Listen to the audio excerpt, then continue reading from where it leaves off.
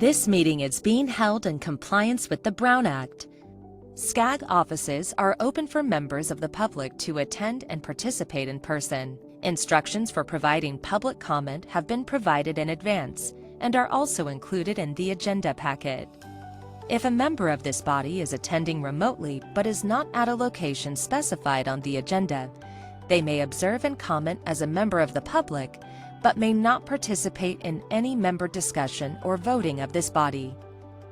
For all members participating remotely, please ensure your microphone is muted when not in use.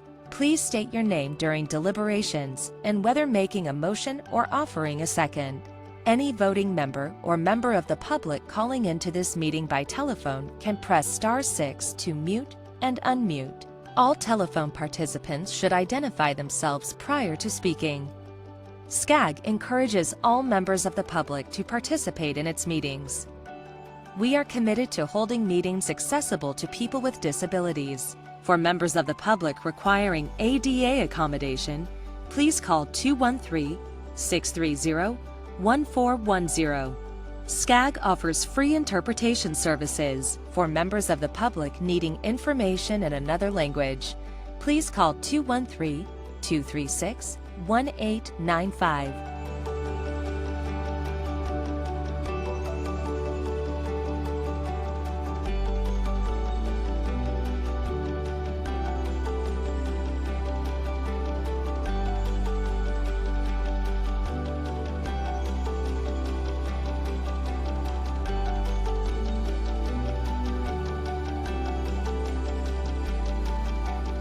The meeting will now begin.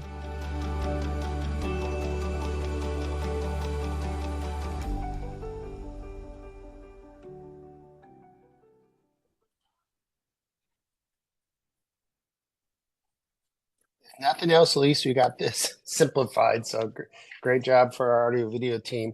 Do we have a quorum at this point? Yes, Mr. Chair. Thank you. So we will call the meeting to order. Good morning. Today is Halloween, October 31st. The meeting of Emerging Technologies is now called to order. Can you join me in the Pledge of Allegiance? Morning, Aki. Morning. Ready, begin. Oh, we're on. I pledge allegiance to the flag of the United States of America and to the republic for which it stands. Yeah, what is that? One I think nation. that's just the setting that they... Academic screwed me up Yeah. here. One nation, under God, indivisible, with liberty and justice for all. Thank you.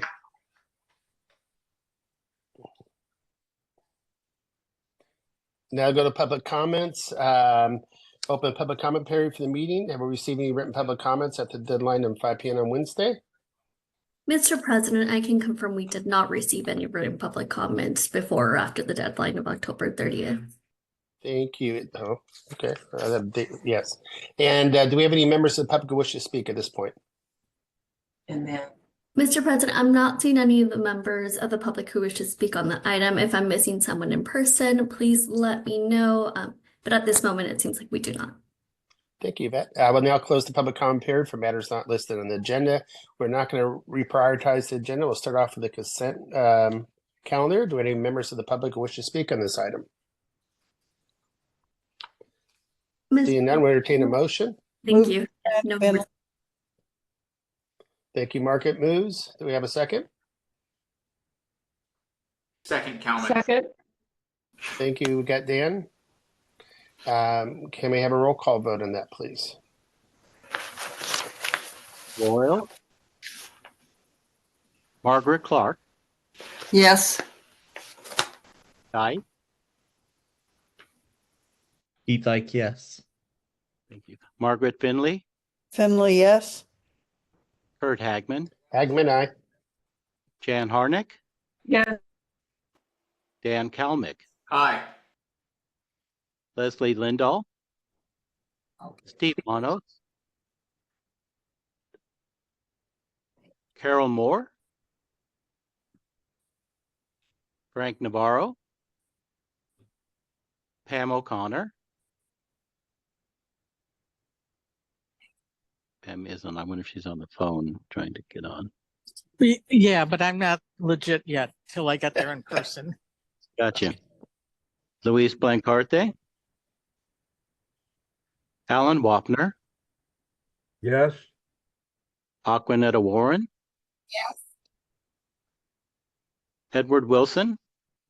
Mr. Chair, the motion passes 8 in favor and 0 against. Thank you very much. Move on to discussion. The first one is a information item on clean energy program and accomplishments. This information item and presentation from staff. The presentation will be summarizing the recent successes of the clean technology program at SCAG, which includes several critical projects and programs, the majority of which have been brought to this committee for discussion, input, and collaboration. Many of these incentives or initiatives were accomplished due to the guidance received by the committee over the last 5 years. And this item will summarize the committee's impact and influence on clean air and emerging technologies at SCAG. It will include a highlight reel of accomplishments and various projects related to clean technology, broadband, goods movement, and smart cities, showcasing the importance and reach the committee's work since 2019. Marcel, Principal Regional Planner, can you please introduce the item, and she'll call on staff to present.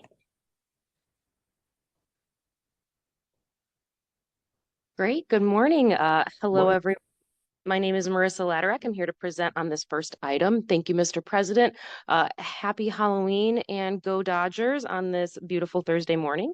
And I know it's been a little while since we've all collectively met for the ETC. So part of what we wanted to do today was really talk about all the many accomplishments and a lot of the really great programming that happens at SCAG behind the scenes in thanks to the work that the Emerging Technology Committee has done and all the guidance that they've provided us over the last couple of years. So we know that we haven't met in a little while, but it would be a great time for us to do a recap and talk about all the great stuff that we've been working on. So that said, as far as the Emerging Technology Committee goes, I know that a lot of you have been around for a couple of years, but some of you might be a little newer to the group. So we wanted to talk a little bit more about all of the accomplishments and everything that the group's been supportive and working on over the last 5 years.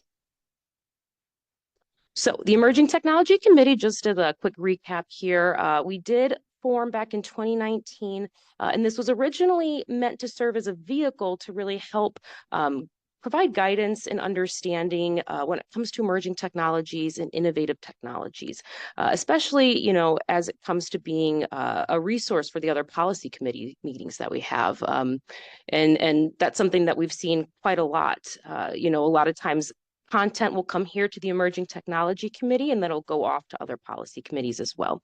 But this committee is really critical for helping us when we prepare and develop all of our clean technology and smart city policies at SCAG. And a lot of the meeting content that we've included here at the committee has included everything from private sector folks, public sector folks, subject matter experts, folks from academia, and then even we've done some site visits too. So a lot of stuff that we've worked on over the last couple of years. All right, there we go. And then, as far as our responsibilities go, there we go. Sorry, my slideshow looks like it's taking some time. Okay. As far as responsibilities go, no surprises here, but a big part of what the committee is responsible for is identifying technology and societal trends and understanding the ways that technology will impact the work that we do at the agency when it comes to long-range planning. Additionally, looking at policy considerations and then any opportunities that we have for utilizing emerging technologies, especially when it comes to disadvantaged communities or communities that haven't historically had the same amount of resources. And then additionally, just supporting and exploring technologies. We know it's a very new space. So this has been very important for us to do as an MPO. And as far as topics covered, we've covered quite a lot of ground here, everything from smart cities and intelligent transportation systems, ITS, to broadband and digital action plans, clean and emerging technologies, and we'll talk more about these today. This also has included the regional data platform, big data, everything involving aviation technologies and the future of aviation and urban air mobility. And then lastly, we've had some really great discussions on resources, especially as we talk about things like lithium resources in the Salton Sea. So we've done a lot of really great work and covered a lot of ground here. Now, to talk a little bit more about the programs, all of the programs that have been supported by the Emerging Technology Committee over the years, starting off strong here with broadband. So you may recall the broadband BMT report that we brought to the committee a couple years ago. This was a really great example of the type of research that SCAG staff can provide, especially when we're working with stakeholders, and the types of high quality research products that we can bring to this committee and use for discussion and use for educational purposes. So the broadband VMT report, great example of that, helping us understand how we can use broadband as a green strategy to reduce vehicle miles traveled and greenhouse gas emissions. And additionally, we also have the resolution that we created and had adopted by Regional Council back in 2021. And this was our pledge to bridge the digital divide. This was another really critical thing. And this is what actually set us up, gave us the action that we needed to then move forward and create that digital action plan that I'll talk about in a moment. So this pledge to bridge the digital divide was really instrumental in helping us form the foundation of our broadband policy here. And then additionally, that digital action plan I just mentioned, there's really 4 major goals, and these are kind of like buckets of activities that, we strive for, and they include things like accessibility, adoption, consensus, and planning. These are the things that we know need to happen for us to bridge that digital divide, and this is the type of work that we do in the digital action plan. As far as SCAG's clean technology program, I know there's going to be several slides here. This is where a good bulk of our work has been in the last couple of years. And additionally, a ton of the stuff that we brought from the clean technology program to the Emerging Technology Committee has been, again, just really greatly influenced by the folks here in this committee and given us some really good guidance. So starting off strong, we have our plug-in electric vehicle atlas, our PEV atlas. This was one of our first big clean technology initiatives over the last couple of years. And this includes 198 pages of maps, charts, and data, all to help us understand where PEV adoption is happening, where it's likely to occur. And this includes a ton of additional tools that, are just great resources for folks that are doing work in this area. So if you haven't familiarized yourself with the atlas, I definitely recommend checking that out. Additionally, we have our clean transportation technology policy, and this is another one of those really foundational policies that helps guide everything we do in clean transportation and in the clean technology program. And this was adopted by our regional council, but also brought to the Emerging Technology Committee before that. And this defines our clean transportation technology, and it also reaffirms our position on technology neutrality, which has been really critical for us over the last couple of years. So again, just a really great foundation for the program, thanks to that policy. Additionally, we have our EV charging station study. This one's just from a few years ago, and you might be familiar with it, but we partnered with 18 cities in the SCAG region to help understand the development and deployment of EV charging infrastructure. And this included some really, really robust analyses, including a region-wide site suitability analysis that was at the parcel level. So there's a lot of really good information, a lot of good resources here as well. So if you haven't had a chance to take a look at the charging station study, I definitely recommend that. And a lot of our EV charging study findings are included in a web application on our website too. So in a web mapping application, you can check out all of these great resources as well. And you may recall our guiding principles for emerging technology. This was just from the last couple of years as well. This is something we put together to provide guidance to cities, counties, and local agencies when it comes to working with new technologies and implementing new technologies. This is a new space for us all, and we've certainly learned a lot of lessons. So, we wanted to make sure that we were communicating those and putting them into a resource that, can be useful for all of our member agencies. So you may recall these guiding principles as they came around last spring, last spring, I believe. And this included 10 different principles, everything from equity and accessibility to resilience and workforce development. So good resource there as well. We also did our Clean Cities redesignation just last year, and this is a really big deal. Our Clean Cities Coalition program is a program that is funded and in partnership with the Department of Energy and the Vehicle Technology Office, VTO. And this is something that, we've been a Clean Cities Coalition for a number of years, I think almost 3 decades now. But this redesignation process happens about every 5 years, and it's really critical. It helps us highlight all of the great programs and projects and partnerships that we do, but it also outlines our role in the Clean Cities organization and the network. And this redesignation's, like I said, it's a pretty big deal, and we just brought it last year and went through this redesignation process. So we're active for our coalition for the next 4 years, but every time we have to go through this process, it's a really critical opportunity for us to highlight the work that we're doing, which includes, again, a lot of guidance, effort, and input from this committee. And then as far as our Clean Technology Compendium goes, another one of these resources you're probably familiar with because we brought it to the committee sometime in the last year, so not too long ago. And this really serves as a great resource. Thinking about an inventory, this takes a look at just all of the technologies that we have at our disposal, really serves as that inventory to provide you with all the information and resources you need about any technology in particular. So this is a really critical thing that I would also recommend checking out if you have not yet taken a look at it. And then we also have our Clean Cities Coalition Strategic Plan, just another thing that we brought around this time last year, and it actually got approved this year in the spring. But essentially, as a part of our DOE agreement to participate in the Clean Cities Coalition Network, all of the coalitions are required to create this strategic plan. And this helps to align all of the long-range planning documents that we have here at SCAG with our shorter range implementation efforts. So, when we talk about ways that we can displace gasoline gallon equivalent GGE, we could talk about ways to reduce greenhouse gas emissions. This is the kind of document that helps us align all of that together and put it in a nice, neat package for DOE as a part of our coalition work. So this is just another one of those really critical products that, we were able to get some great guidance from the committee on. And then I'm going to turn it over to my colleague, Ryan Laws, here to talk a little bit about what we've been doing for the Goods Movement program. Thanks, Marissa. So I'm Ryan Laws. I'm an associate regional planner with the Goods Movement Business Unit. We can move to the next slide when you're ready. So the first thing that I want to discuss and highlight is the Last Mile Freight Program. So the Last Mile Freight Program, or LMFP, it's a grant funding program that's being administered in partnership with the Mobile Source Air Pollution Reduction Review Committee, or MSRC.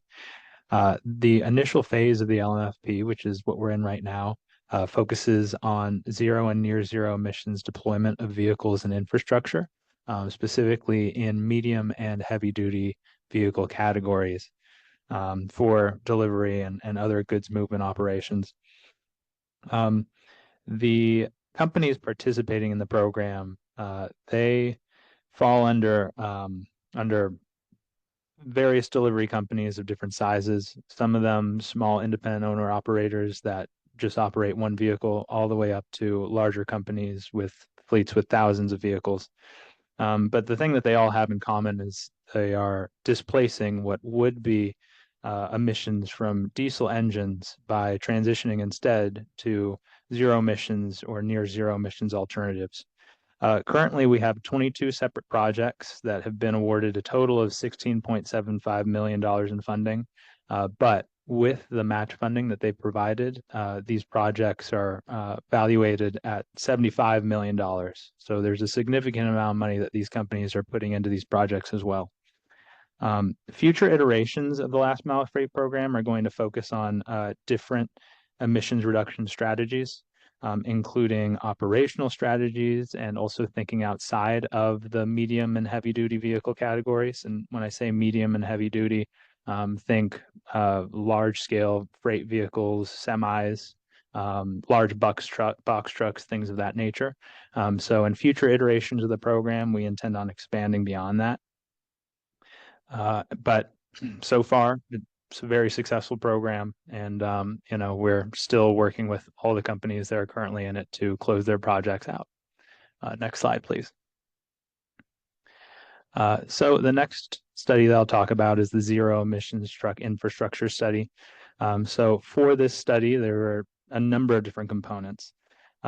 We engaged with agencies, fleet operators, site developers, and regulators to understand the constraints and opportunities that zero emissions conversions would create for the trucking environment. There was a technical advisory committee that was formed. We've had focus groups, interviews, and surveys as part of a larger outreach effort. And there's also been a transportation modeling effort to gauge energy demand for different truck markets across the region. So we're really trying to get a grasp for what the energy transition to zero emissions is going to look like, both short-term and long-term. The model itself looks at real-world fleet movement data, as well as the California Energy Commission's expected fleet sizes for 2030, 2035, all the way out to 2040. There's also additional scenarios that have been tested to assess alternative adoption rates, as well as hydrogen, which is a technology that we've been thinking about moving further into the future. As many of you are probably already aware, battery electric is out on the roads. Hydrogen, for the most part, is being piloted for truck implementation. In the end, we've created 24 typologies for the potential zero emissions infrastructure sites based on size, fuel type, as well as use cases. We've also created a customizable parcel level site prioritization tool to support the evaluation of the entire SCAG region for different types of sites. Currently, staff is exploring how to leverage this project across other sustainability and transportation efforts, including partnerships with local agencies to support broader zero emissions vehicle adoption for goods movement. Next slide, please. And the last effort that I'll highlight is a project that SCAG is currently doing with the LA Clean Tech Incubator, or LACI. The project itself focuses on curb management, looking specifically at the cities of Los Angeles as well as Pittsburgh, Pennsylvania. So I'll focus mainly on Los Angeles. In LA, they're focusing on zero emissions delivery zones, which was originally piloted in Santa Monica, but that's the main disruption strategy that they're trying to gauge in terms of encouraging electric vehicle use in the freight space. In both cases of Los Angeles and Pittsburgh, they're using automated license plate reading technology to analyze behaviors at the curb. So basically putting up camera equipment and seeing how vehicles are reacting to different changes they make in the curb space. The study findings have implications for future curb management strategies, as well as enforcement strategies, especially those that are connected to zero emissions deployment. For this study, SCAG functions in an advisory capacity. So we're largely leveraging stakeholder contacts that we have, as well as findings and learnings we've had from similar or related studies, including those that I mentioned prior to this slide. So we're very excited to see how this project turns out. We're in the final year of it, so coming down to the wire here. And I believe that's it. Perfect. Thank you, Ryan. So I will jump back in here now to wrap things up and talk very briefly about our Smart Cities program. And I'll actually be talking a little bit more about all of these slides in our next item on the agenda. So I'll kind of quickly run through these since we'll talk a little bit more about them later today. So as far as our Smart Cities program goes, a couple of really critical initiatives that, were only made possible because of this committee, one of which includes our Future Communities pilot program. And you might be familiar, you might recall the Future Communities pilot program. This is something that we'd been working on since around 2019 as well, but it was interrupted a number of times due to the pandemic. So some of the projects only really wrapped up in the last year or so. And we've got some findings that we'll be talking about today, but this is another one of those really great programs that, SCAG is able to come in and help implement and pilot and test some of these technology solutions, and then work with our community partners to understand, what works, what doesn't work, what were some of the challenges, and what are some of the opportunities. So, I'll talk, like I said, I'll talk a little bit more about this in the next agenda item as well, but you can see that we had coverage from all over the region. We have a variety of different projects. And some of them are, things like online portals. Some of them are bike share programs. Some of them are, evaluation of electric car share. So just really a wide variety of technologies and topics. And then additionally, our Sustainable Communities Program, or SCP, and our Smart Cities and Mobility Innovations, SCMI, more alphabet soup over here, but another acronym that you might be familiar with. This is something that, we're still working on this. It is wrapping up right now. The Smart Cities and Mobility Innovations projects, most of them are complete, but some of them will be completed in the next couple of months. So this fiscal quarter is actually what all of the work should be wrapping up. So next quarter, we'll have some more findings to share here as well. But again, you can see that we've got a wide variety of projects. For the Smart Cities and Mobility Innovations, a lot of this really fell into the categories of curb space management, parking management, and data collection. And I'll talk more about them in a little bit too. And finally, I just wanted to leave off with a couple of things here. We do anticipate putting out an RFP for a Smart City Strategic Plan sometime this fiscal year. This is an effort that we're still working on internally, so we're still scoping and figuring out exactly what this is going to look like. But we do want you to be aware that we are working on this. Essentially, our Smart City Strategic Plan, we're really looking to take a comprehensive approach here. As I've shared, there's a ton of really interesting and related work that we're doing in all of these different program areas. And it would be great to take that comprehensive approach and really pull all of these things together into one cohesive strategic plan, which is what our goal is here. So taking a look at our Smart Cities program areas and all the other many related types of programs and projects here at SCAG, and putting them all into one document to give us some guidance. I would say kind of like a medium-term time frame. What does SCAG want to do for the next 3 to 5 years when it comes to smart cities? And a part of that, like I said, we're still figuring out what this is going to look like. A part of that, we would like to have some sort of working group or steering committee that can help guide their strategic planning process, but this group would be focused just on being a working group for the strategic plan process, so not for anything else.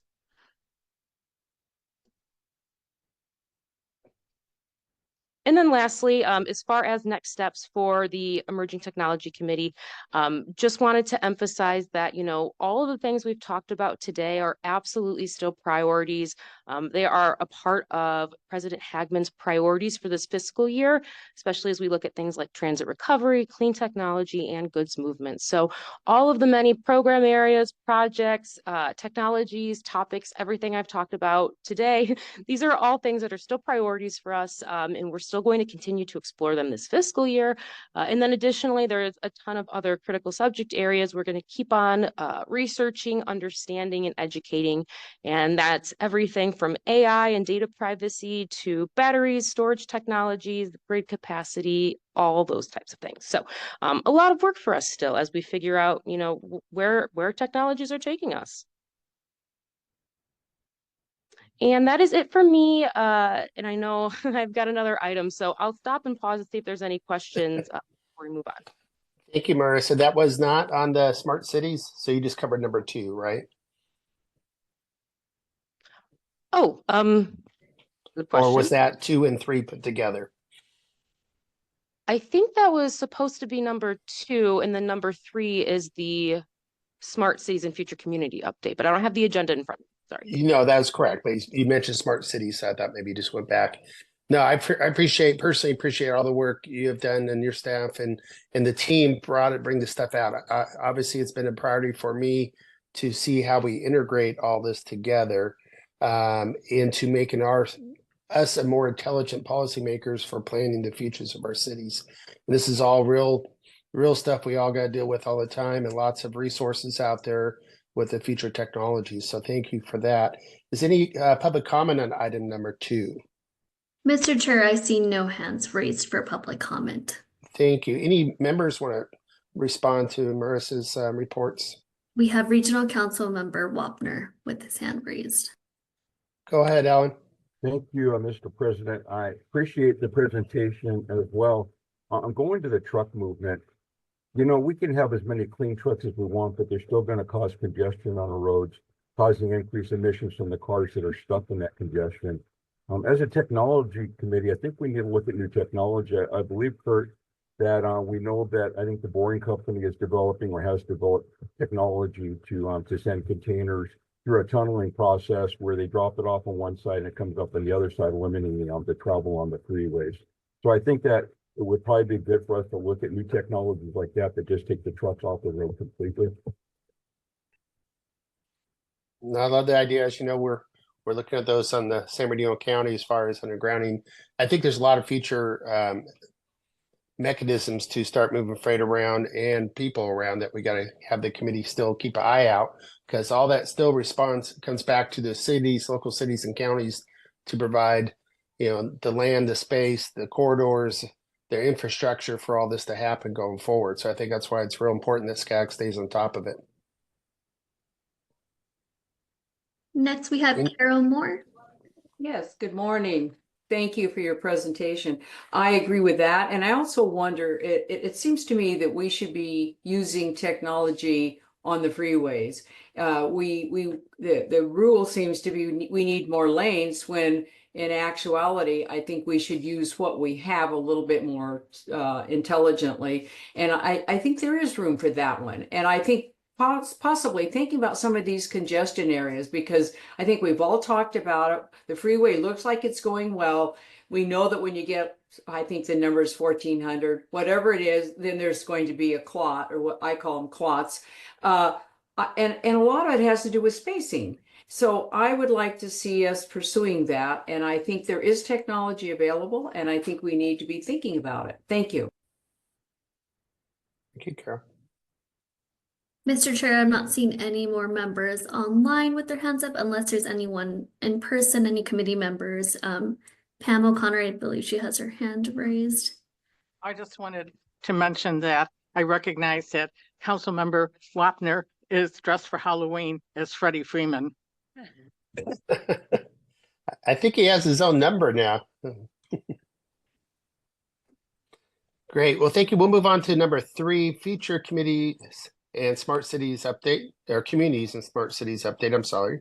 This is information item and other presentation from our staff. It includes key updates related to SCAG's Smart City program, which includes the Future Communities Initiative and the Smart Cities and Mobility Innovation programs. It will provide greater detail and information on the future of SCAG Smart City programming efforts, plus highlights and findings from recent pilots and projects. Pilots and projects within this program are focused on emerging clean and innovative technologies, often within the mobility ecosystem, and staff will provide context for the coming fiscal year activities. Marissa, you're back on. Thank you for doing this. Great. Thank you, Mr. President. And thanks everyone again. Marissa Laderack here. I'm really excited to talk about the future communities, which I mentioned a little bit in my last presentation, but then also some smart cities program updates. So talking more in depth about smart cities here in this presentation.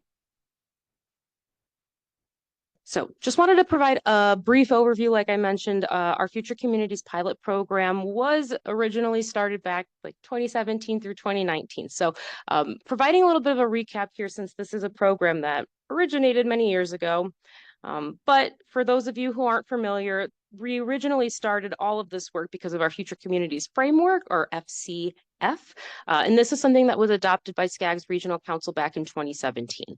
Now, this was our first comprehensive smart cities-esque kind of plan, and which is why it's a great time for us to take a look and revisit what long range and I guess medium range smart city planning looks like here at SCAG. So last time we did this comprehensive approach was back in 2017. But this framework really supported our role as a leader in technology and innovation, and it outlined several program areas and work products, some of which you're probably still familiar with. Our regional data platform, RDP, that is still in existence and a big component of, the work that we completed as a part of the framework. But then another part of that is the Future Communities Pilot Program. So there's a number of program goals that were included here, and I would say high level, what we were really looking to do was improve efficiency for municipal services. And then anywhere that we can, use technologies and data to reduce vehicle miles traveled and greenhouse gas emissions. Those were our big goals here. But additionally, we wanted to make sure that any technology that we're trying out can be replicated elsewhere in the region. So that was something else we had at the forefront of our mind. And we also wanted to make sure that any of the programs, any of the projects in the program were going to align with our long-range planning. So as I mentioned, we have a good representation from across the region here. You'll see some recurring themes here for the types of projects. We've got for the city of Anaheim, this was a parking related project. Cerritos did an online portal. Los Angeles, we were looking at electric car share. Ontario did a couple of different pilots, a couple of different technologies. And I'll talk more about all of these in detail too. Glendale was looking at route optimization. Monrovia was looking at bike share. And then Riverside and San Bernardino County were both online software. So to talk a little bit about the program conclusions, what are the things that we've learned from all of the pilots, and what are the things that we've learned just from our Smart Cities programming here in general? So talking a little bit more in depth about each of the pilots. For the city of Anaheim's Smart Center City project, we were essentially directing folks that would otherwise be idling, driving around looking for parking. We were directing them specifically to areas where parking was available in underutilized parking structures, and then they could connect with the Free Rides Around the Neighborhood Fran transit app to get to where they were going if their parking structure wasn't close enough to their destination. And this was a really fun project. It was really successful. We served over 160,000 customers in the year in which we were observing and taking data. And, anecdotally, we heard a lot of really great feedback from the folks that lived in the neighborhoods around the Center City area because they were used to a lot of spillover parking concerns. And it was really nice that they didn't have to deal with that anymore. And then this, of course, reduced vehicle miles traveled because cars could directly go to their parking instead of circling around looking for streets or other structures. And even just, 1 or 2 blocks at 160,000 people, that adds up pretty quickly for, VMT that we can remove. Additionally, we have the city of Cerritos, who was working on a remote services enhancement project, which was another one of these, fancy way to say another one of these online portals. But essentially, this was a portal really tied to community development related and business license applications. And the idea was that if you were somebody who otherwise would be submitting, let's say, a site plan, instead of having to travel to City Hall to make that submission, you could submit it online. And there was also an opportunity to do some collaborative online editing in that platform as well. So what that means is that folks that usually would have to go to the city maybe once, maybe 2 or 3 times, did not have to make those trips anymore. So this was also a really successful, I would say, project. It helps that, of course, these portals went active right when the pandemic happened and folks already probably didn't want to have to go to City Hall. But nevertheless, it's still really exciting that we were able to reduce so much of vehicle miles traveled that otherwise would have gone to City Hall. And then additionally, as I'll talk about, there's a lot of indirect benefits too for some of these projects. For instance, the city was able to save a good amount of money based on having to remove the need for additional hiring of full-time folks to process applications and things like that. So some indirect benefits there as well. And now for the city of Los Angeles, the Blue LA electric car share project. This was something where we were really trying to understand behavior and preferences for electric car share riders, but also to verify and understand what their vehicle mile traveled impacts were and how they're replacing those trips. So we were able to take a look at survey data, origin, destination data, things like that to understand VMT performance. But we were also able to do some targeted strategy and outreach to really make sure that folks in the community are aware of the service, enrolling in the service, and that they're not afraid to try it out if they haven't tried it before. And this was really successful too when you consider that over 90% of the members still remained in the program. So folks For the duration of the program, they were committed to being car share riders, to being a part of the program, and still remain in the program today. Now, for the City of Ontario, they did a Smart City Rapid Validation Hub. They were able to test out a couple of different technologies. And this is one of the best practices that we'll talk about, later today, is creating the space to allow for piloting the test beds, the environment where we can really try out these technologies is really important. So creating that space was really great for Ontario. We were able to remove over 100,000 vehicle miles traveled by allowing folks in the community access to these technologies that they otherwise would have had to travel for.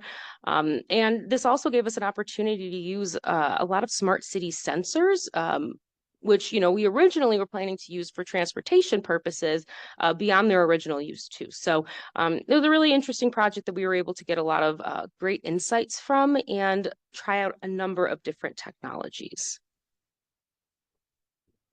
And then as far as Glendale goes, they were looking to route optimize their program. So essentially they hadn't used any route optimization services for their public works department when it comes to street sweeping and trash collection, things like that. This was their first time putting it into a route optimization program. And it was really interesting to see that we were able to reduce by about 50 trips each week to the dump from various trash collectors. We were able to achieve a 13% decrease overall in vehicle miles traveled. So less wear and tear on the vehicles themselves, which is always great. And we were able to also learn that, any additional, changes in fleets or any additional staff or trucks, these are things that, make a big difference when it comes to the calculation and optimization project and just the process itself. But at the end of the day, this was really great for optimizing resources and making things really efficient, really effective in a way that they didn't have to bring in additional staff, additional vehicles, and they were able to utilize the existing resources in a really wise way. So although, we might have hoped for a higher amount of VMT reduction, there were still a lot of really great indirect benefits, and it's nice to effectively use the resources that the city has. We also have the City of Monrovia. They were doing this Biking for Bucks bike share program.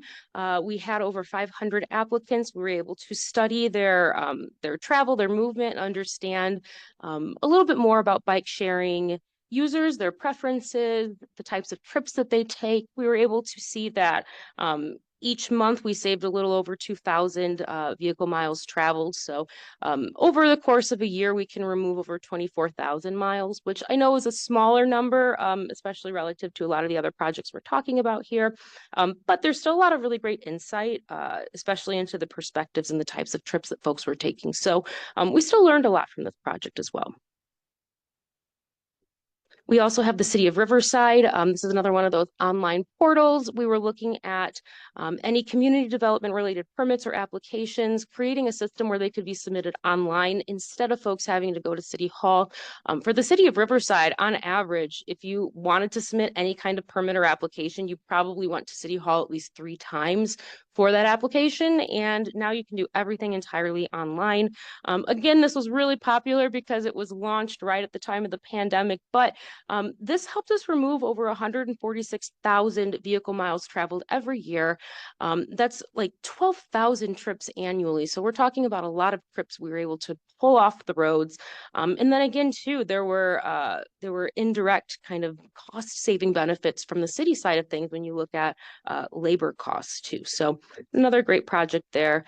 And then finally, we have San Bernardino County's remote electronic warrants program. So another one of these online type projects, but this one is different where we're not focused on community development so much. Instead, we were working with the sheriff's department to make it so any sheriffs that typically would have had to drive all the way to a courthouse for warrant approval could instead submit those things online. And I'm sure many of you are aware, San Bernardino County is enormous. It is the biggest county in the United States from a geographic perspective. So that was a tremendous amount of vehicle miles traveled when you consider that there's only a handful of county stations that they would go to for these warrant needs. And instead, we were able to submit things online. So we saw over 400,000 vehicle miles traveled that we were able to remove from the roadway, which is a ton, just a ton of vehicle miles traveled, and the associated greenhouse gas emissions with that. And there were, again, indirect benefits here that they were able to save a ton of police time as well. So time that they could spend doing other things.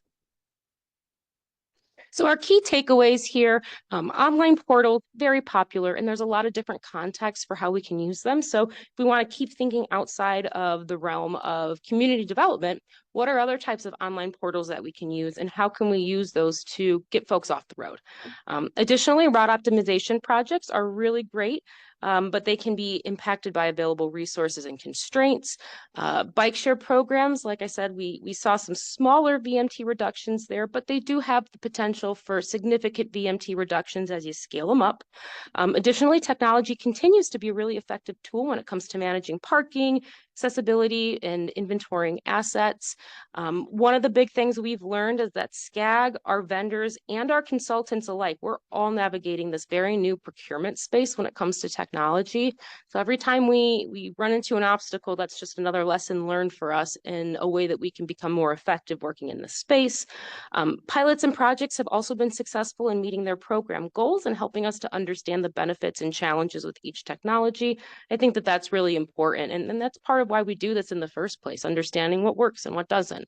And then finally, all of these opportunities, all of these projects are really great for helping us to complement the release of Connect SoCal when it comes to 2024 and just all of our future cycles for our RTP SCS planning. These are the types of things that help us understand, like I said, what works, what doesn't work, and then we can use that as we do the rest of our long range planning. I do have a couple of best practices that I think are just really good for us to, emphasize here. First, cross-agency task forces are important. The Emerging Technology Committee is a very good example of this, right? This is a group comprised of folks from all across different agencies, and we all come together to learn about something. So types of committees like this are great. Additionally, putting together a comprehensive regulatory framework that helps get us all on the same page when it comes to some of these concerns that I've outlined. Another really great step in the right direction. Thinking about public-private partnerships and any kinds of unique partnerships that you can come up with, those are always really helpful as well. Making sure that you have the infrastructure or technical needs in place for your projects, also very critical. For instance, for the city of Anaheim, they found out that the poles that they needed, the light poles that they needed to actually hold up the signs, the electric signs that we were installing, they needed to essentially swap them out and get poles that could hold up a heavier amount. So that's a great example of a surprise infrastructure investment that the city was not anticipating making, but because they're such a great partner, they were able to put in that infrastructure to keep the project running so it could be a success. So it's always important to make sure that, you're thinking about whatever your needs are outside of the project, but on the ground with that infrastructure as well. And then community engagement and education, also critical. I mentioned pilot test beds and hubs. Creating that space is really important. The Los Angeles Clean Tech Incubator, Lacey, they're a really great example of that. Working with research institutions, we do a lot of work with universities. This is really important too. And then lastly, monitoring and evaluation. And this is really where SCAG can come and play a very helpful role.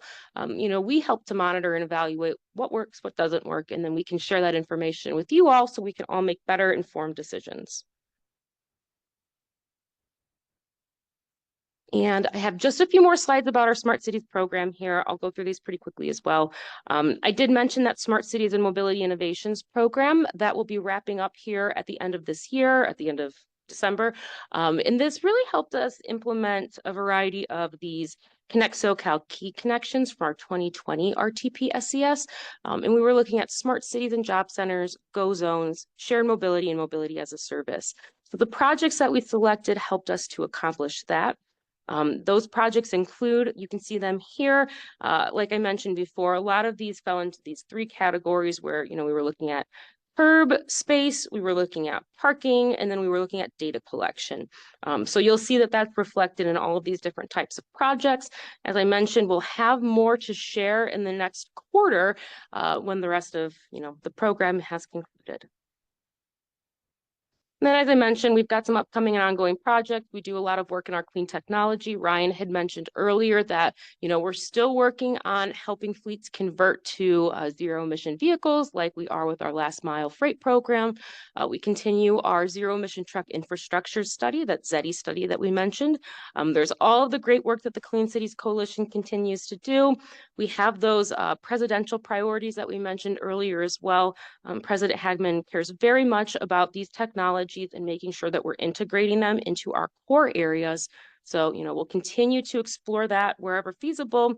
Additionally, I mentioned we will have that smart city strategic plan on the horizon. And then we're also putting together future SCP calls for projects. So that Sustainable Community Program, SCP, which I'm sure many of you are familiar with, that's one of our main vehicles for implementation here at SCAG. We're hoping to put together another call for projects for mobility technology related things. We're still figuring out what that looks like, but we're hoping that next summer you'll start to see some information come out, and next fiscal year we'll be kicking off and looking to fund more projects, more pilots that can help us test out technologies. So kind of a big TBD, to be determined there, but we are working on that. And then lastly, that RFP that I mentioned, again, we would like this to be a nice comprehensive look at all the stuff that we've been doing for smart cities. But while we're at it, creating some sort of working group or steering committee that can help us guide the planning process for the Smart City Strategic Plan. And, we'd really like to take that 2017 Future Communities framework and build upon that, plus everything else we've been doing over the last 5 years with this committee and everything we've been doing over the last 8 years with smart cities programming, generally speaking. So that is it for me. Again, thank you so much. We can take some questions if we've got some time. Thank you, Marissa. First of all, any public comments on this item? Mr. Chair, no public comments on item number 3. Okay, well, Mike, you guys have been doing a lot, so I just want to give my hats off to all the work and all the great information out there over the last few years. But any other comments from our council members? We have Carol Moore. Hey, Carol. Good morning again. I have a suggestion. I think that technology includes people who are attending Zoom meetings. And it's a good thing because we're getting a lot of people off the road. But I think we need to look again. There are two issues here. One is the getting people off the road. That's a good thing. But we also have the transparency issue. And my thought is that if we all came into the meeting, we all drove in there, and we're in one place, then that's available to the public. And so I'm asking, this is a question, because there may be some good responses to this, and I don't know what they are. But I'm not sure that I understand why each of us must be located in a place that the public has access. If the public, how many accesses does the public need? And maybe needed a lot. I am not trying to minimize the importance of this, but I'm asking for a discussion on it, because I think the discussion of, as we go forward, Zoom is going to become more and more important because we have more meetings and we want to attend them. And I would encourage that. I also very strongly encourage transparency. So I don't want to minimize that.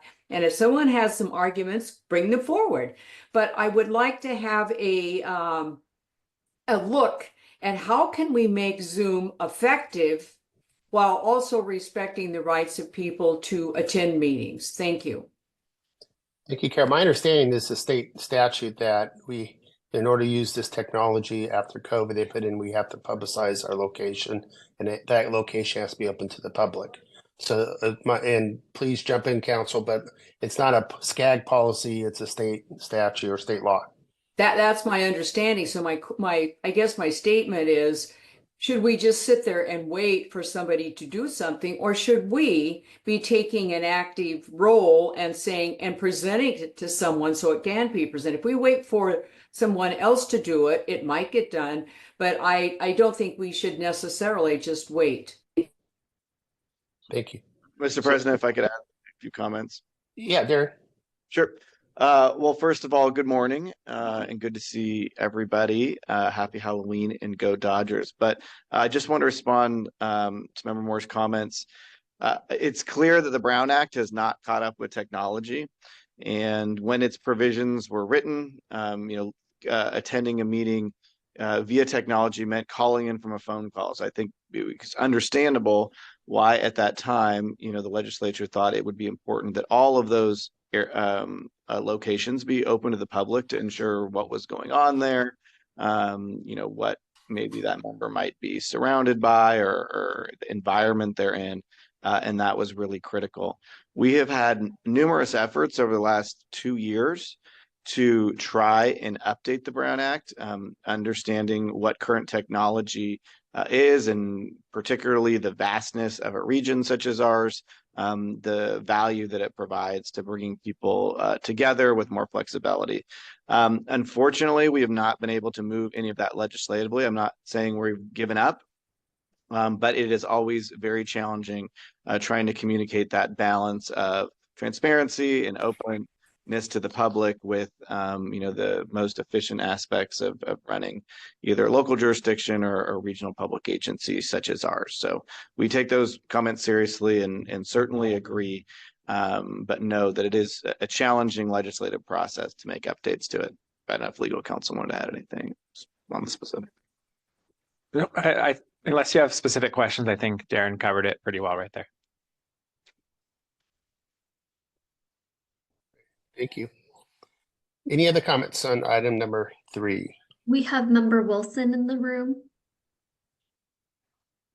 So thank you for the presentation. And I really do. I've been following this committee. I've actually been on it, but not here in attendance. But a lot of great projects. I'm curious as to, with those projects, what type of efficiencies were recognized simply because we reviewed what was going on and changed that pattern, right? And changed that practice while implementing. So example, if we simply review certain things and how we do those processes, would we find efficiencies within that process, even if we did it the same way, right? And how do we, and is that quantifiable? And then on the projects, what are our what are our plans to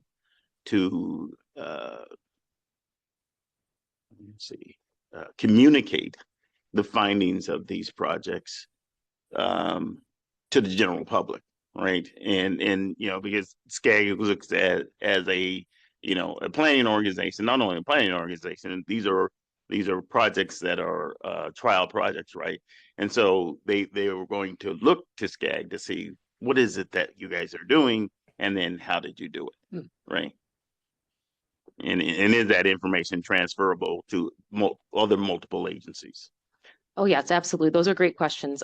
If your first question, I'll say that, this is something we did have to think about quite a bit. As I mentioned, the fact that some of these things happened and coincided with the pandemic, we were finding ourselves asking similar questions. How much of this efficiency can be attributed to this project or to the scenario in which we are in right now?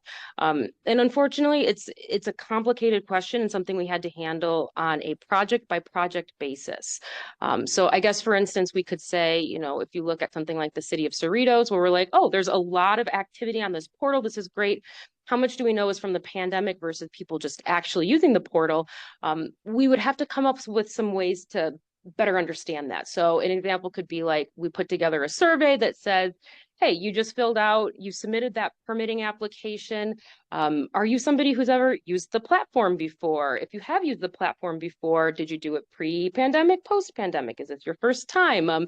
So trying to get more information help us understand that, but it's a complicated question and something we really did have to handle on like a project by project basis, which, happy to dive into any more details there too. But to answer your other question about, what are we going to do with these findings? Part of that is, we bring them to the committees here. I know that we have some more programming in the next couple of months at regional council at some of our other policy committee meetings where we will bring more information. We also did a recent Toolbox Tuesday to try and showcase some of these results, which is also online if you wanted to look into that. But we could brainstorm and see what are other things that we can do. Obviously, we work with our communications team. Maybe we could put together some sort of workshop where we all kind of hash out and work on these things together, look at the results. Maybe there's more hands-on involvement that we can do as we share and disseminate the results that we have.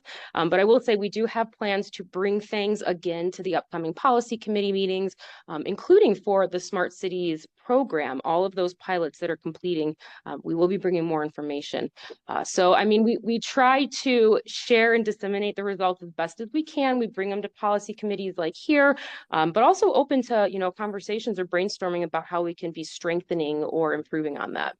So, we had the annual, not the meeting out in Palm Springs, but the one here. Mm-hmm. Maybe a presentation at that would be helpful. Sure. Is that a meeting that we have in December, one of the workshops? That's okay. The one, December one. Yeah, The economic summit. Okay. So I think that would be a good place to, and again, it's just a suggestion. Oh yeah, so. No, absolutely. We can talk to them and see if that's something that we can get scheduled. But also, you bring up a good point about the General Assembly. That's another great opportunity for us to bring stuff. So maybe there's something there too. Oh, sounds great. Yeah, it's some of these things, especially the pilot projects and lessons learned. And for example, that app that we use in San Bernardino County, we won a NACO award, National Association of Counties award for doing that. But it's really easy to adapt to every other county out there if they haven't done it already. And I know our SCAG team is outreaching with our successes and educating our staff members, but it's also that's why we have to be the best communicators, since we do represent our regions, not just for our own city, but for our cities that we represent at our coalition. So we have to bring that information along with our staffs. We need to go to our peers of policymakers, and staff needs to go to educate our staff and our teams to let them know what's the best, some of the best practices out there going forward. Mr. Chair, we also have Pam O'Connor with the question. Thank you. Go ahead, Pam. Sure. Oh, mine was a bit more an observation. It was really interesting for the city of Riverside permitting that it really did not save much city staff time. And that makes sense because you have to process an application, no matter how it's submitted, whether in person or online. But the users, the applicants, that it saved 3 trips to City Hall and reduced that BMT. I mean, that was really quite, impressive. So it's interesting because some of them deal with internal city operations, but we serve people obviously, but that's more behind the scenes. But this this points out how technology can be used to help improve the quality of life of the individual who did not have to make that trip, but still could get their what they needed done. So that's really great. Yeah, absolutely. I love that comment. And that's a big part of what we do here with Smart Cities programming, is thinking not just about how things impact the municipal side, but how they impact the user, the residents. And that was a big part of what we did with the Future Communities pilot program, was making sure we're talking to the users about their satisfaction with these products and how it improves their quality of life. So great point. I also want to point out that Marissa will be giving this presentation to the Transportation Committee next Thursday at 10 a.m. So if you have staff that you'd like to watch this presentation, you can have them tune in to watch that on Zoom.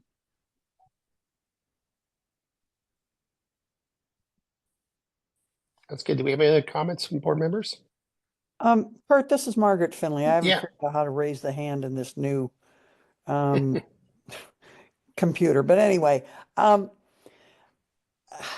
we gone abroad and looked at, and I know you just came back from somewhere, I think it was the Middle East. Have we gone abroad and seen what some of the other countries are doing with regard to Zoom and their policies, and is it working there? I've always kind of looked at SCAG as being cutting edge, but is this something that other countries are a step ahead of us in different areas regarding whether it's Zoom meetings or some sort of technologies where we're saving trips?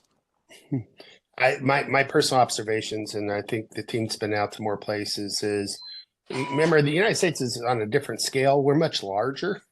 You could fit half of Europe inside our county of San Bernardino, so it's easier to get along, and that's why their modes of transportation is quite. I mean, they all have the same technologies, and for meetings to meetings, but I think a lot of the public meetings are still public, and they still meet in person.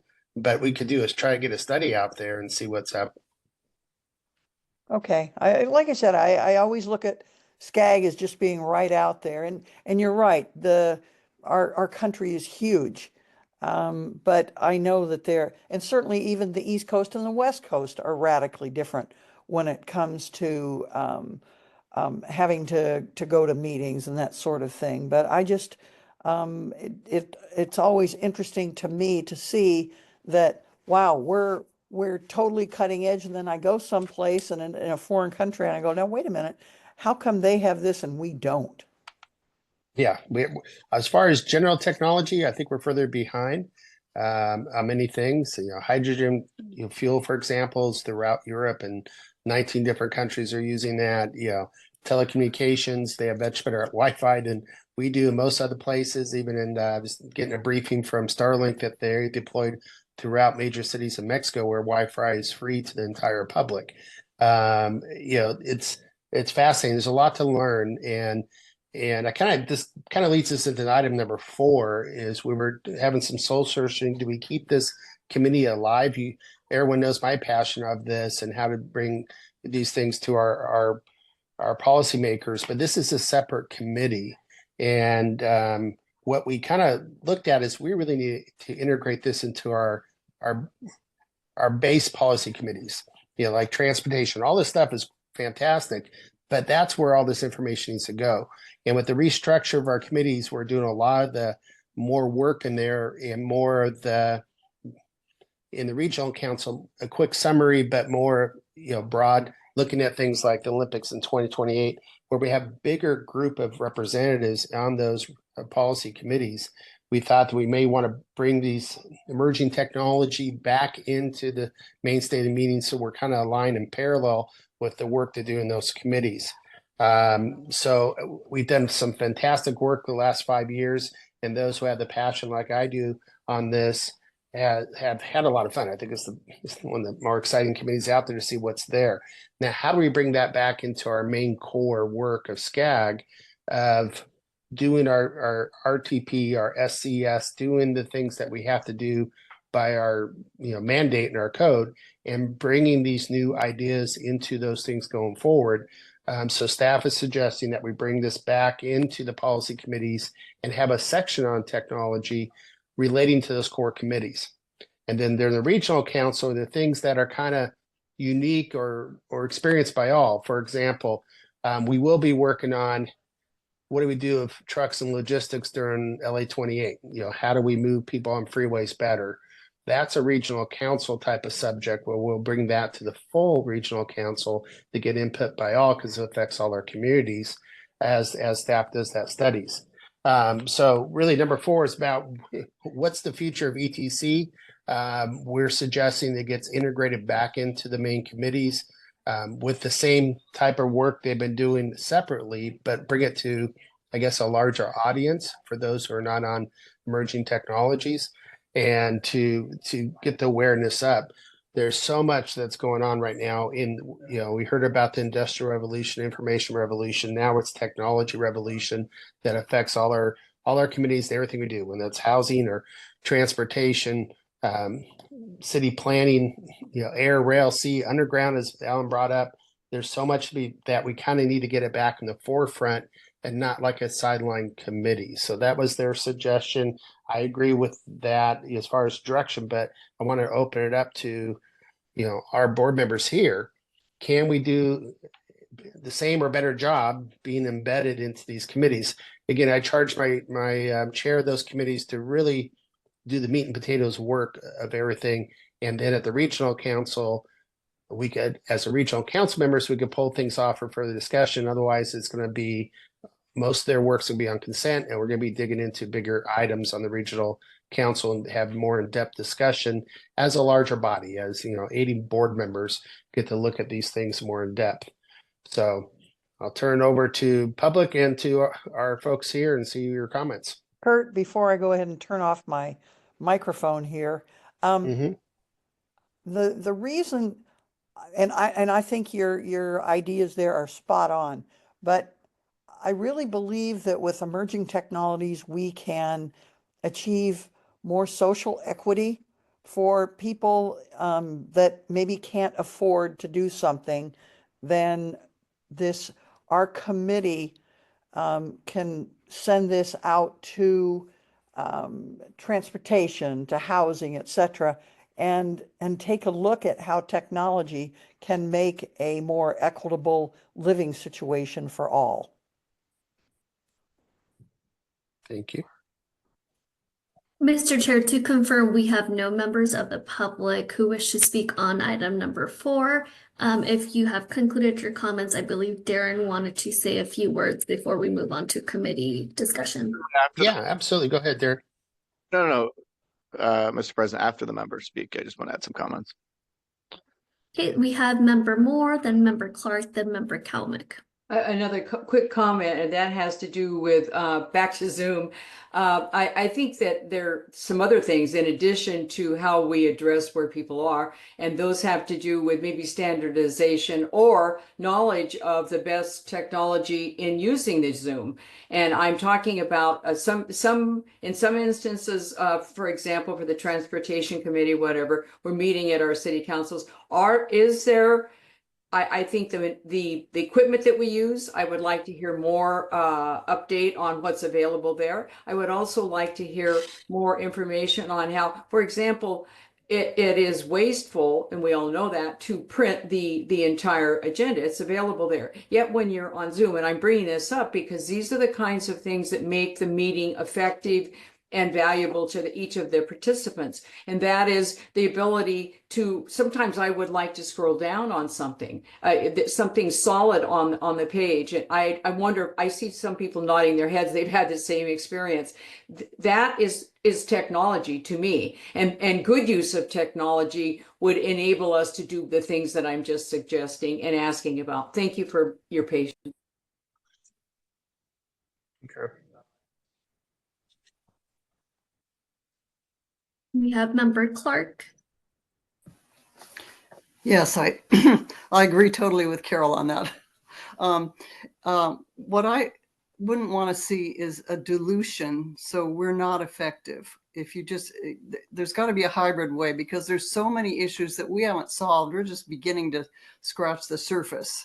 And I think this committee should continue to delve in deeply to these things, and then maybe get the other committees involved, but not dissolve it. Because, and one of my passions, Kurt, you triggered, is how are we going to get enough electricity to run everything, all the cars, everything, and your buildings? And so when you said that hydrogen is being used in other countries, and is it clean? And if so, can we see how we can bring that here? Because I am very concerned, and I've shared this with you guys before, that I'm on the League of Cities Energy Environmental Quality, and we were studying this basic charge for the electricity, and really freaked me out when the panel member was the PUC that regulates the charges that they can raise, if they can raise the electricity rates, okay? And she said, when there's no more natural gas, the electricity rates will go up. That's the PUC saying that. She's not a board member, but she was a staff member. And so we've got to find other ways to have balanced, clean energy, because it's not going to work. We talk about equity and helping the disadvantaged, and that'll hurt them the most. So please talk about the hydrogen. what are they clean? Are they way ahead of us on that? I sit on SCAG. I've been really looking into it on behalf of my county hat. There is green hydrogen. There's a whole bunch of different colors of hydrogen. It depends what the base that you make hydrogen from. Like the clean energy or clean hydrogen or green hydrogen would be from plain solar power. The energy source has to be clean as well. And water, for example. Most hydrogen made right now is not considered green. It would be purple or whatever other color because it's made out of natural gas. It's made from energy for a clean production of energy because it takes a lot of energy to break out the molecules to make hydrogen. So you have to have an energy source. You have to have fuel stock. There is right now, the technology is not deployed. We have no massive hydrogen manufacturing in California whatsoever. In fact, it's sad that a lot of our vehicles, and including the Redlands Passenger Rail, we import our hydrogen from Arizona and Nevada. And right now it's not at market rate because there's no production. Is there technology out there? Is that the future? I believe it is. There's a lot of infrastructure needs to be built in California between hydrogen and energy production. We're looking at $500 to $1 trillion investment needed in California, much less the distribution of all that. So that's just on the production side. So that's where we're going. How fast we get pushed there, how fast we're forced there. I think a lot of it, there's a lot of changes coming from even our own air quality districts, much less frankly, the presidential outcome of next Tuesday is EPA going in the same direction. They're going to reverse directions. So yeah, it's going to be a interesting next couple months and the next few years how we go there. But the technology exists, and it is for the heavier vehicles and heavier transportation. They have hydrogen powered airplane engines now. So that may be a clean technology in the future, as well as battery for helicopters and stuff. They do on the heavy vehicles, the batteries don't quite work, one that makes them too heavy, and their range is limited to about 120 miles right now. But hydrogen fuel cell is the newer technology, and that's compressed hydrogen. That's a fuel for an engine that creates energy that charges the batteries that runs the vehicle. For the bigger ones, Class 8 vehicles, that is really in play in multiple other countries around the world already that we really haven't jumped into because of the cost factor, both the hydrogen fuel and the vehicle itself. And most of the federal grants and dollars we get are for only made in America. And so we can't even bring the things in. There's not a lot of manufacturers yet. So all that stuff's going on in the background. There's going to be a lot of changes that we will be in the middle of in our terms coming up the next 4 to 10 years. And SCAGs, we make a major, player of that in policy and just the infrastructure need alone for, if you need fuel stations, gasoline. Obviously, we all know about plugging in your electric vehicles and now hydrogen fuel. That's a massive planning. And SCAG is working with our cities and our transportation authorities to try to map those out. And we're going to be big players as city and county representatives, finding places to put it and zoning places to put it and figure out what rules and regulations we want around the safety of those. So a lot to come. You made my case for keeping this committee going because there are a lot of things to study. Thank you. Thank you. We have Member Kalmick and then Member Harnick. Thank you. I appreciate this rigorous discussion on this item. I did want to address Margaret Finley's discussion about why Europe's a bit seemingly more advanced. Remember that 80 years ago they got to start over with the help of a $1 trillion loan from the Marshall Plan of the United States, right? So it's one of those things that you're like, oh, why is it so much better? It's like they got to start over in 1946, where we still have legacy 20s, still 1890s. They're still pulling pipes out of Boston that are stamped by Paul Revere. Like literally, Paul Revere helped make some of their metal works. So we still have this much older legacy infrastructure that we're dealing with, and we've got places in South Orange County that are still on their first set of pavement. You've got cities in North Orange County that are 100 years old now. So it's I think there's going to be a large smattering of upgrades, but I think the generation that helped build them is not ready to vote to upgrade them and do the second set through. And I think that's going to be part of the the larger policy arm twist with folks. But with regard to this committee, as someone who doesn't actually sit on the regional committee, because I'm a policy committee member through OCOG, having a committee like this to be able to vet some of the more complicated discussion, I think, is super important. I have obviously technical background in some of the technology, emerging technologies. I'm an electrical and computer engineer, but I can't bring that to the regional council. It's through that level of discussion on these types of issues. And I think that this committee is absolutely invaluable for vetting, and I think getting into more technical, and it's self-selected. So you want to be able to look into this, where I think, you know, the demographic of the full committee structure may not have interest in some of these issues. And I know there's a nexus between technology and transportation and energy and housing, but I think having at least a committee to be able to vet some of that nexus before it shows up on their agenda, to have the folks that are much more interested in it to be able to bring topics and have a conversation, I think would be worthwhile, if not annually, right? At least as hey, here are the topics that we're going to bring forward. Are there any things that we need to potentially work on as like a work plan that to keep the committee standing, as opposed to meeting quarterly or something like that. But I do recognize the nexus between all of the other committees, but selfishly not being able to serve only on the energy, the EEC, to be able to bring that to the regional council and be able to debate some of the larger issues like hydrogen. Obviously, it's got a very complex background with regard to, you know, green hydrogen coming from water versus coming from natural gas at this point. It's just kind of moving deck chairs around. But being able to have and dig into those conversations and be able to bring at least policy guidance to SCAG, I think would be helpful to vet at least through this committee. So thank you so much. And again, I appreciate all the efforts that committee members are making. Thank you. And Member Harnick. Thank you. So after we heard all these comments, I'll just do a quick little piggyback right on it. And I believe it was Alan Wapner who brought this committee forward. The need at that time was great. The need now is much greater. And we've listened to these conversations. Clearly, we can't this is not just little sprinkles of this here and there. This is foundational to everything else. So I think we keep the committee. That would be my view of this. And when we come up with something that is specific to one of the other committees that they need to know sooner rather than later, provide them with that information. But this committee really does some great stuff. And, you know, when we started this committee, was anybody talking about Starlink? And we thought that all connectivity had to be wired. So we're looking at things differently. This is an evolving subject matter, and it needs to have its own place. Thank you. We have Member Warren.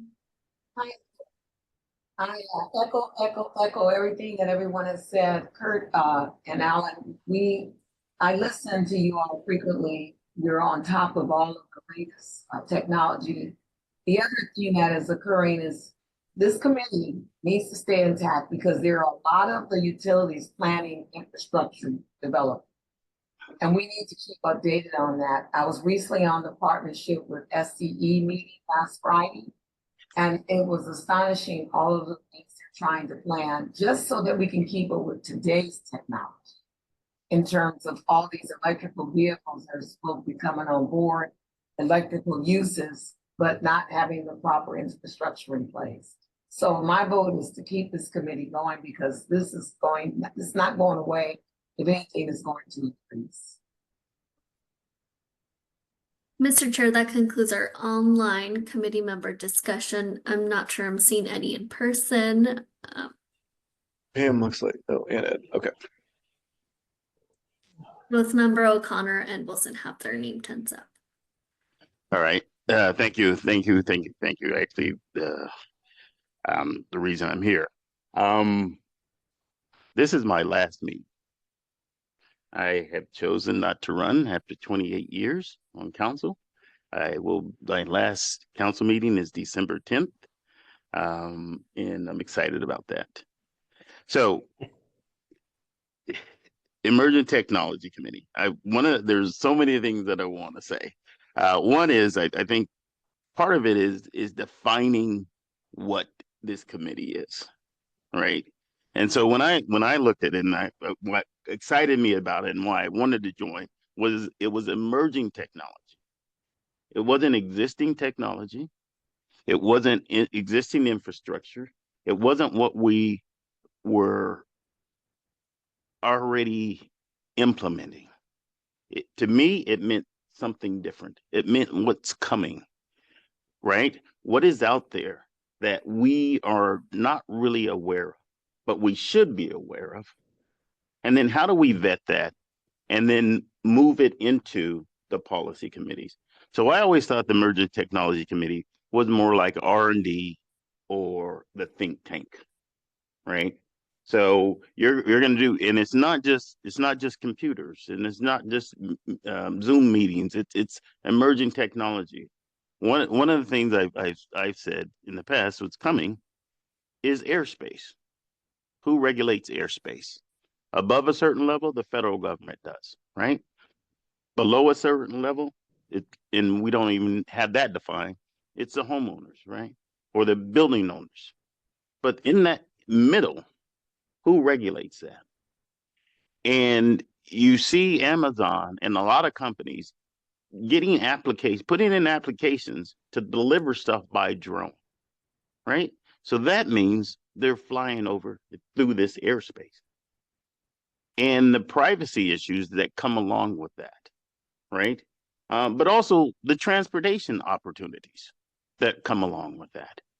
And that's the things I think that this committee would really be good at looking at and vetting at, right?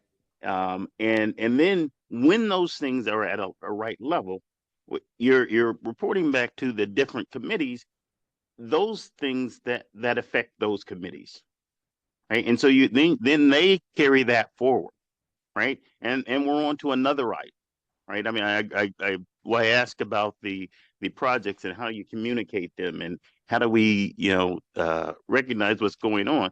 That's where you want to go to the policy committee and say, hey, your transportation and this project dealt with transportation, and your energy and environment, and this one dealt with energy and environment. And so when you're doing your plans and planning organization, I've said this before as well, planning is about the future and not the past. But we tend to plan based on the past, right? Because that's what we know. And emerging technology, I think, is about finding out the things that we don't know. I just recently got my master's from SC, so this is actually really relevant. One of the projects we were asked to do was to design a development or project that outside the box, right?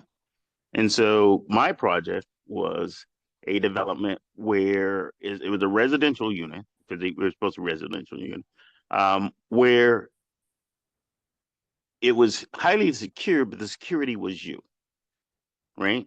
The building recognized you when you came. So you didn't have to have any passwords or anything like that, right? If someone came that wasn't registered with that building, then you would have to, if they're coming to visit you, you'd have to allow them in. Or they were, if it's in because I did a whole shopping area down below and, buildings up on top. And so, whatever their purpose is, when your car, right? If you're going to use your car, a lot of times you don't need it with this development. But if you did, you say, I'll get my car, and your car pulls up, right?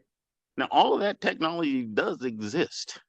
My critique was this is way too futuristic, right? I go to Phnom Penh, Cambodia, a year or two later, and those are the buildings that they're building, right?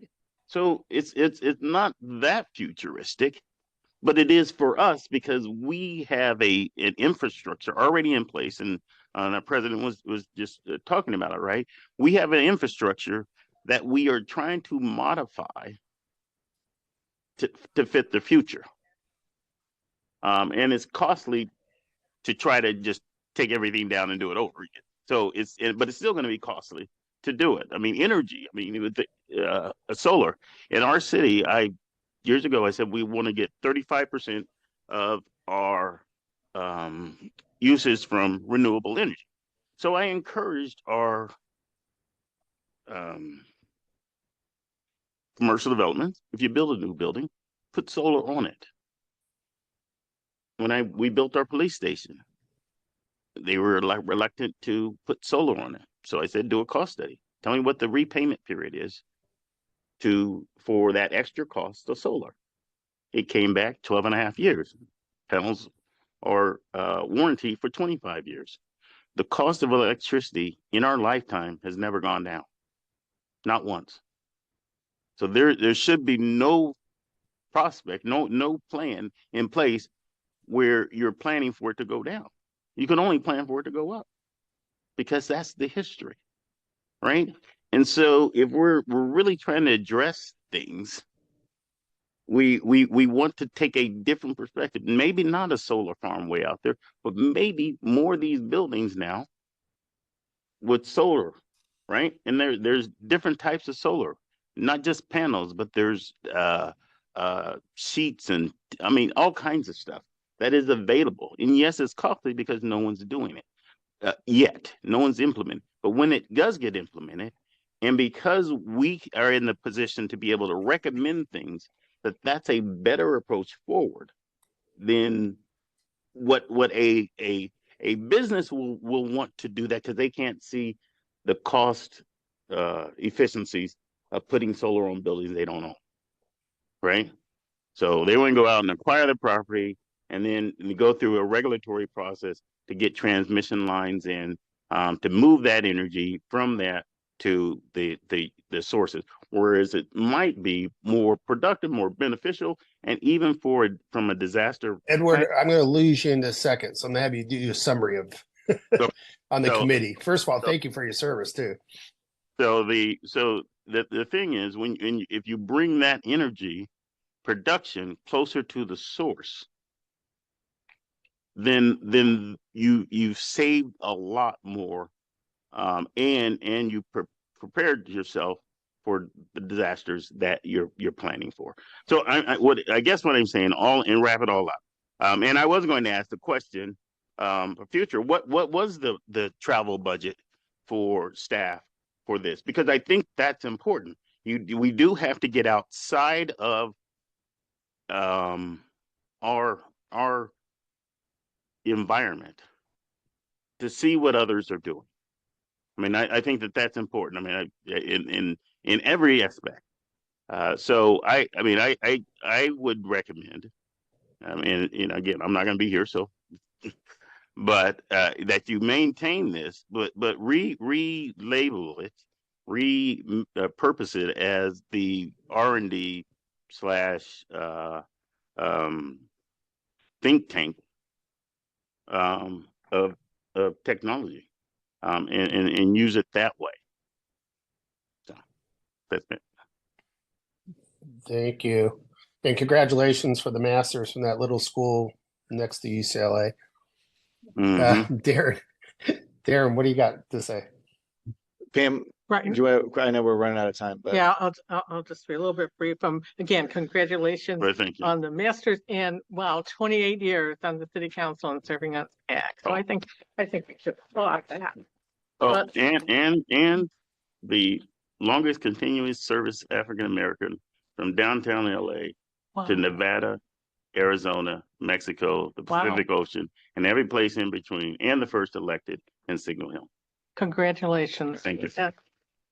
So I was going to, I noticed in my emails that SCAG is going to have a AI-based mobility listening session in a few days. So that got me wondering, how does the emergence of artificial intelligence, we know it's emerging, but how is that being implemented and how is SCAG dealing with that? And is there a role this committee would play in that if it continued? you want to talk about the listening session first, and then I'll talk about Sure. Yeah, the listening session is actually this upcoming Tuesday, and I'll just mention we have a small role in what's a much larger project with UCI, with City of Irvine, and We do work obviously, and we're looking to integrate AI, but this is a really small, a really small portion of the work that we do on a much larger project. So I would say that any of our work on this project's really driven by the larger group and what they need, if that makes sense. Okay, and I don't know if we're going to be continuing with this committee or not. And then does the Research Council and Policy Committees get briefed on that emergence of AI? Because I mean, I don't follow every policy committee meeting. Oh, sure. We can, yep, we can make sure that we put some recap and bring it to RC or something, and maybe one of like Comey's reporting out. We can figure it out, but we can make sure that we bring some more info. Thank you. I know we're about to lose the president in a minute, but I just want to provide some kind of final comments, and we're over time and want to make sure people get out to their next meetings. But first and foremost, thank you to this committee. When it started 5 years ago, I don't think anyone knew what to expect. And over that 5 years, so much has changed, right? I think we moved through COVID and a virtual world for so much time, and all the innovations that have happened, not just in the transportation industry, but in other industries. And when we first started talking about this, and I know, we have 5 past presidents on this committee, which I think shows the dedication that this organization has to thinking about technology and the work that we do in a very serious way. And when we first started talking about it with that group many years ago, there was so much excitement and so much energy because there was so much unknown about what SCAG's role could be.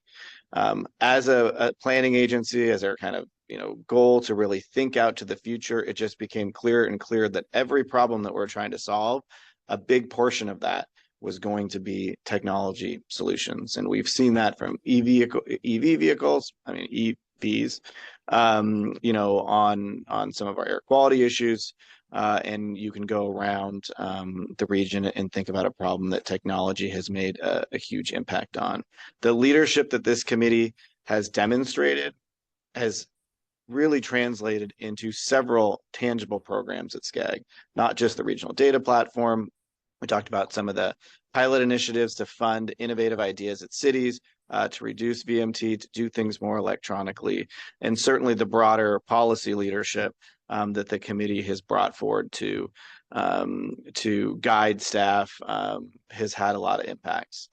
As we were thinking about what's the future of it, it certainly wasn't that we didn't value or understand the need to have these conversations, but I think we all wanted to move faster and move things more integrated into our work.